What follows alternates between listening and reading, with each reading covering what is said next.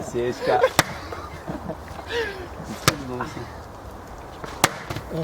Як з водкою проще. Серега, голову чуть-чуть ближе. От тільки маленький штопор, а скільки зусиль, щоб його замінити. Мені то, я не довіряю. Я цього знав. Ты это съела? Тобто одна пляшка, а на одну пляшку розрахована, да? Мою мордочку не трогай. Попав не краєм, а чесануло, ну, в смислі, на це. Так, як ти так і став, ти так його поставив, ямку вирити, А, это моя моршинская любименькая была, которую я купила. наступно. Такие дошли до сока. Воды мало. Не треба повну пляшку. Було прикольно. Ясно тогда. Давай, ще одну Ні, пляшку. дай мені тут. Обливание соком будет гораздо более сладким. Ні, В так у нас принципе, без газу. зелененькая это фейхоа. Тоже ничего. То.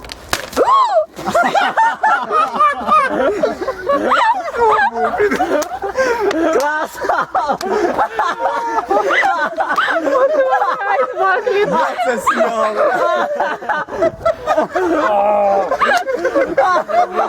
Так приятно сок пахнет.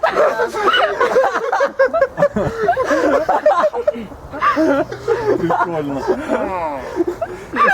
Серега, закуси. Так, і ще фейхоа залишилось. Живчик. Серега, ти вже покинув. А вилізла. Вона поржать вийшла. А, ще пиво є. Пиво, чи ж Серега треба добавити пивка, короче, десь 2-літрова, літрова, на, попробуй. Я вже не можу. Цієї Це Це стекляна, так? Ні, це стеклянно. Це пластик. Якраз буде нормально. Це б нормально було тримається. повно. Тут розділаш, ну не повно було. Стеклянно це було б лучше. Як зуби. Вилучительний. От бачите, Пиво таке- проти вина, хто сильнее?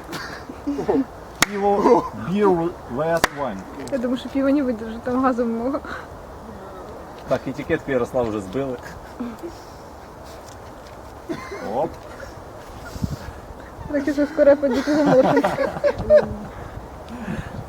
Та другу потім також збудеш. Да? Пожалей Серегу.